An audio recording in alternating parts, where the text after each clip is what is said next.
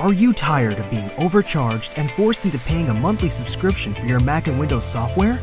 Well, if you are, currently we're having a 50% off discount on all the latest Mac and Windows software, such as AutoCAD, SolidWorks, Photoshop, Microsoft Office, and much more. Our 50% off discount will be ending soon. So be sure to text Ready to Buy, that's Ready to Buy, to the number on the screen. Starting pricing for low-end software, $100. And starting pricing for high-end software, $500. We aim to please, so expect 24/7 technical support, the latest premium software, instant software links delivered to your email, and PayPal's buyer's protection guarantee.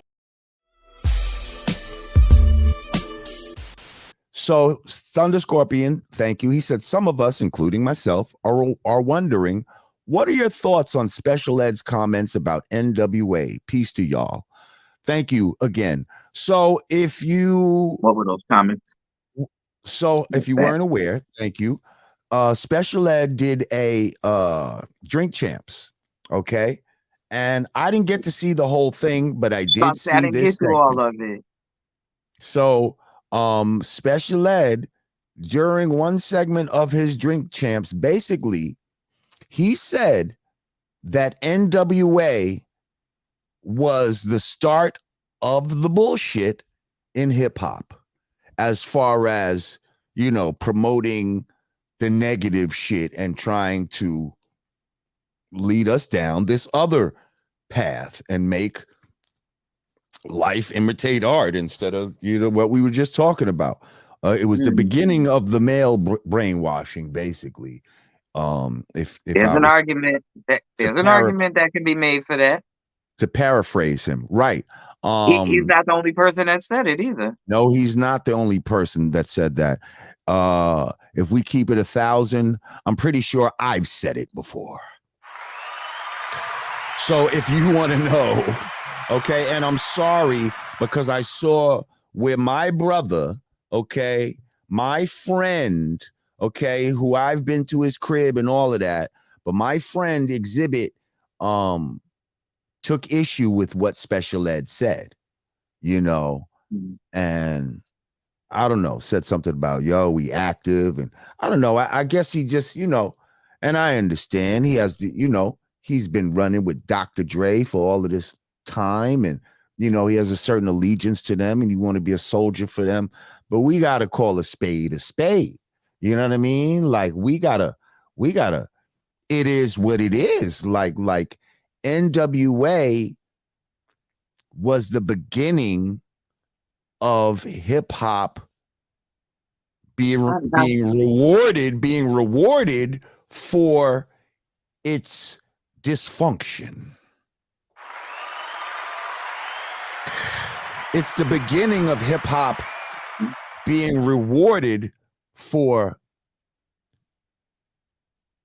let's just say what it is, savagery. Like, these dudes was raping broads fucking on a album and shit like that. Like, in the cars. Like, question. Well, that was more sexual. I was about to say, did Uncle Luke come before or after NWA? Uncle Luke was the beginning of the sexual shit. Yeah, that's what I was saying. That was more sexual. That wasn't like NWA was the guns and the murder and the balling and the, you know what I mean? That whole gang banging lifestyle, NWA was the first one to popularize that on a major scale. We wasn't really on the gang shit on the East Coast. Right. That's definitely them. You could make an argument and say my brother and my friend Ice-T was one of the first to come with the shit, right? But his shit didn't take a foothold the way NWA's did. When NWA came, you know what I mean? Because it's like we did the knowledge to Ice-T, but if we keep it real, we wasn't really, especially on the East Coast, we wasn't really rocking with him like that. And he wasn't as big as an NWA ended up being. You understand what I'm saying? Like, he just wasn't. You know what I mean? Although he ended up being a big artist later, and it almost seemed through more shit other than his music. You know what I mean? And today, what is he really known? You know what I mean? He's got mad seasons on Law and Order now. You want to know what the gag is with NWA though? And that's when they started getting flack. They flipped it on them and said, "Fuck the police." Look, then they got conscious. And everybody like, wait, no, that wasn't supposed to happen. Right. And then Cube got super conscious. Oh, well, he cut the Jerry curl off and came over here and made a fucking classic, you know what I mean? It made mad classic solo shit. And said you let a Jew break up my crew. Ooh. What? Ooh. Thank you, Ashley Lovechild.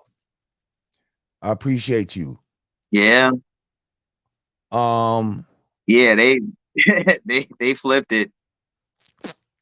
Yeah, they flipped it on the old powers that be. Listen, what's sad is, you know, we're all people of contradictions in a way. You understand what I'm saying? Because I'm not gonna lie to you. You know, here I am, Lord Jamar. I'm the conscious rapper from Brand Nubian. I loved NWA. And so did I. For what it was, like the production, the way it was put together, the feeling it gave you, I knew it was some negative shit. I didn't know that it was going to necessarily have the impact that it ended up having. But I enjoyed it at the time. Okay. It was almost like a guilty pleasure, you know, because it appealed to my former self, you know what I mean? To the shit that I used to really be, you know what I mean? Before I decided to walk a straight path, my path was mad crooked. but hold on. Keep it right here, right? Mm-hmm. We talk about hip hop being a voice for the voiceless, informing the world of what's going on in these underserved and underprivileged communities, right? Or our urban communities where everybody's going through it. On the East Coast, you know, you've got people talking about roaches in the rats, junkies in the alley with the baseball. You know, it's like this is the debauchery going on over here. In LA or the West Coast, there's a whole nother level of debauchery. Mm-hmm. You know, and granted, it was packaged and sold to us, but aren't they doing the same thing? Like, aren't they being the voice for their underserved community? Like, this is what's going on. We got kids dying in these gangs and stuff. And yes, every action has a reaction. So you put out a Molly Percocet record, you put out these gangster records, you're either going to influence for good or you're going to influence for bad. That's the double-edged sword that comes with hip hop. So for every person that heard that record and decided, I'm going to be a gangster now and pick up a gun, there's probably people that heard that record, heard those records and said, you know what? I don't want to go to jail. I don't want to die in a gang. I don't want to. So it's like they're kind of speaking their truths too, you know? But it's hard to get a grasp on the metric of the ones that heard it and said, I don't want to do that. Because it would seem through, you know, statistics wise that after those type of songs came out, that gangs and all of that would proliferated more. You know what I mean? That started, maybe it was the media just focusing on it. I was about to say proliferated or did it, but did it really proliferate? Or now are we just more aware of it? No, I believe it definitely helped proliferate it, because At one point, you didn't have Crips and Bloods. That was just an LA thing. Once rap and NWA and all of that started, that's when you started seeing Crips and Bloods in other parts of the country. It wasn't. I agree. I agree with that, because you know what? Now they rapping, they getting money, they traveling, and they have a frame of, and now these guys got a frame of reference. You see, they have a frame of reference because hip hop teaches you shit, just like we was talking about earlier. So they was teaching people how to gangbang. You know what I mean? And unfortunately, a lot of people. I don't. Let the record reflect. I don't disagree with Special Ed at all. I don't either, and I don't know why they would be upset with him for telling the truth. And it's like, it's not anything personal. I don't think they knew in their mind that, we're gonna make a group and we're gonna fucking influence the world to fucking be on some gangbanging shit, and we're gonna corrupt the minds of the youth. I don't think that was their mindset. I think once they became popular doing it, the powers that be saw, hang on, this is better than that conscious shit. It's more destructive to their community that sends people to jail. We got money into that pipeline shit right there. So that's helpful to us. Let's promote this more. They're the ones that saw wheels that turning. I never believed I totally think Ren fucking had some diabolical plan. You understand what I'm saying? I totally think that's what happens. So let's not get it twisted and feel like they was mad at wasn't it Chuck D. I got a letter from the government. Like, wait a minute. Right. Shit. Opened the Reddit and said they were suckers. Picture me for their army or whatever. Quick. They're waking up. Quick. I said, picture me giving a damn. I said, never. You know what I mean? Yo, that record right there scared me straight. Look, I didn't have to go out and do fuck shit and get scared straight in the system. That record scared me. That I saw that video and said, oh shit, that is modern day. I saw that video. Modern day slavery. I saw that video and wanted to go bust Chuck out of jail. I wanted to be one of the niggas that bust him out. Like, I wanted to be one of those guys. You understand what I'm saying? No, you know what? I'm bugging. I'm thinking of Can't Trust It. The video where they going back and forth from the slave catcher to the police. Nah. Black Steel and the Hour of Chaos. That's Can't the Trust It. one. The video. Yeah, that's the jail one. As I venture out in the courtyard, followed by 52 brothers bruised, scattered, battered, and scarred, but hard. But that was, and that record was him in jail. That video was him in jail. Now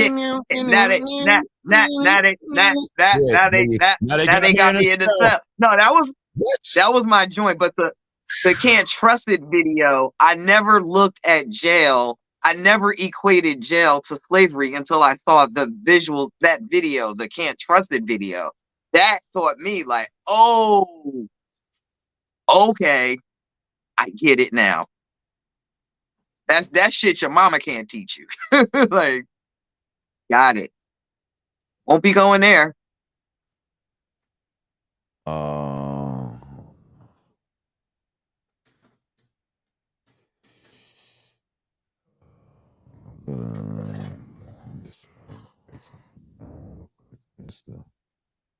There it is.